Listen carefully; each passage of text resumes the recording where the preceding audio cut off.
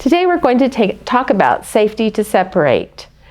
Then we're going to explore some different scenarios about what does that mean. And finally, hopefully we'll have some takeaways or tools, things that you can say to your child as you help them separate. How is safe to separate different from the other safeties?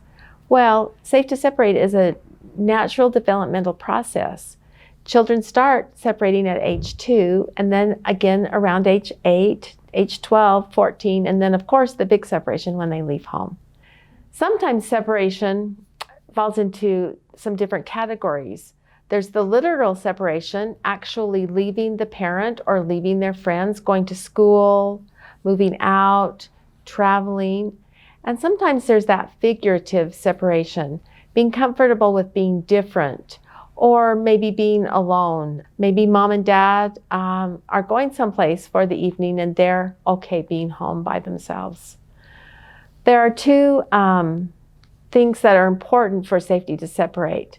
And that is the child knowing that they're connected to their group, whether that group is their peers or their family, their parents, and that they have contingencies or backup plans. I call those safety nets. Knowing in the back of your head that if anything goes wrong, they have an option out. I can go to someone for help. I can call someone, but I know even inside myself that I'm loved. So a really good example that we just had was of my granddaughter who lives across the country. So if she comes to visit without her parents, I can't just take her home. And I knew that she might have a really difficult time because when her mom leaves, she always misses her mom a lot. So we had to talk about how many weeks or days would she feel safe coming to visit with us. And so we whittled that down to 2 weeks, where she felt like she would be okay to separate for 2 weeks. And then we talked about what did she need here to be able to feel safe and comfortable and not to miss all those things that would be at home. So we planned what would happen. Well, she has friends here that she would spend most of her time with. And when she's with her friends, it's a little bit harder to miss her mom and her dad. And so that was great. That was one of our plans. And then we made a few other plans for contingencies, calling, texting, doing a FaceTime. So she came out for 2 weeks, had a great time, was able to FaceTime with her mom and dad, FaceTimed her brothers, found out that she even missed her brothers while she was here. And she felt safe to separate. And when she got ready to go home, she was feeling good about what had happened here in Utah and excited to see her family again. Another example of safe to separate is safe to separate from your peers. We were planning an overnight youth activity, and the main activity was boating and playing in a lake.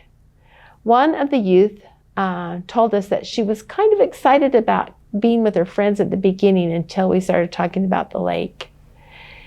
And she really was very adamant about being afraid to get on a boat and go in the lake, and did not want to feel stupid because her peers were wanting her to do that.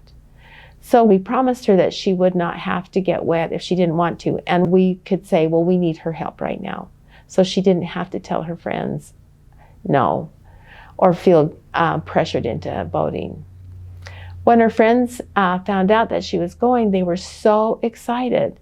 And so on the day of the activity, when we went to the lake, one of her friends said, oh, I was counting on you helping me learn how to swim.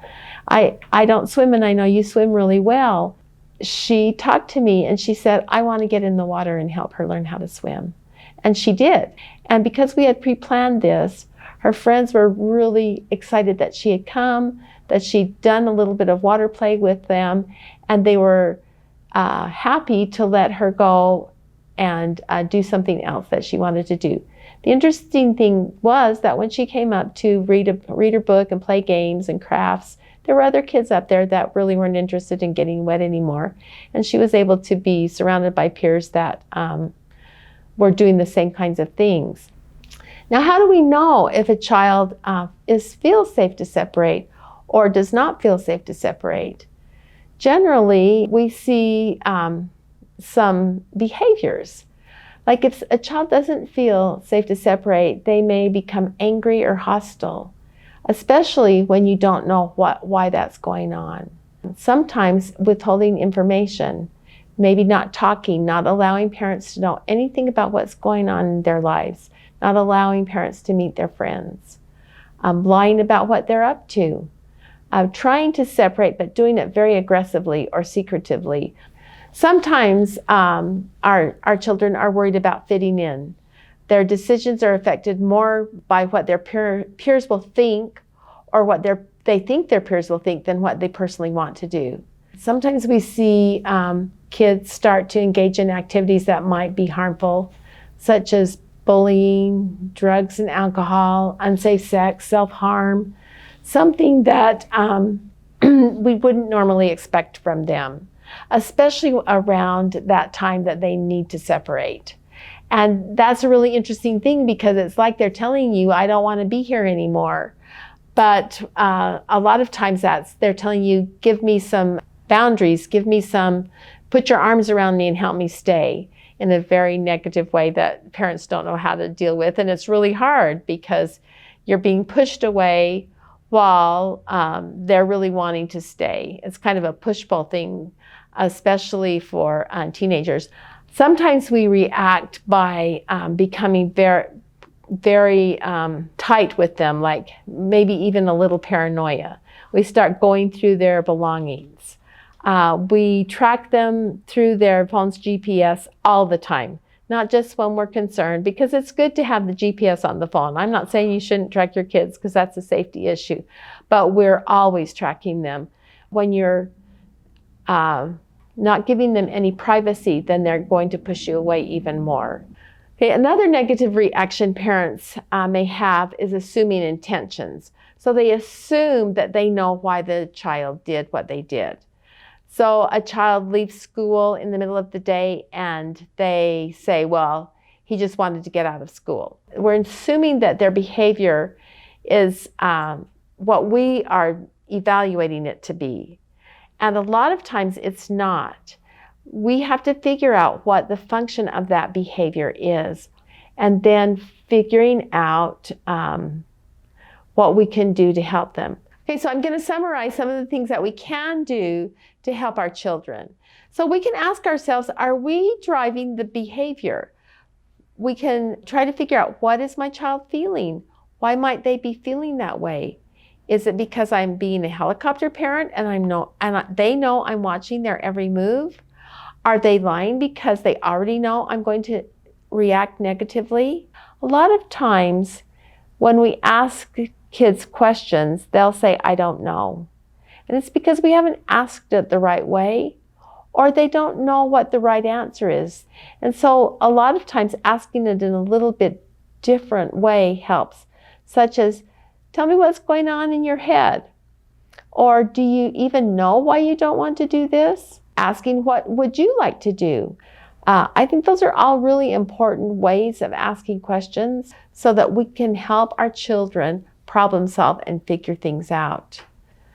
We need to make sure that they have everything they need in their toolbox to be able to do the things they want to do. We might need to ask them specifically things like, you're going to be out in the sun all day. What do you think about sunscreen and a hat? So you're giving them some options, or maybe even not telling them that they should take it, but asking them what they think about what they need. If kids are avoiding something that they're anxious about, it's important to talk about their feelings in advance and what their plans are. What will you do? For example, with my granddaughter, what will you do if you start to miss your mom? Another important point is helping your child feel that there's a way out. Let them know that they can call you, or that there's another adult or trusted friend that they can talk to. Also, a good enough plan is good enough.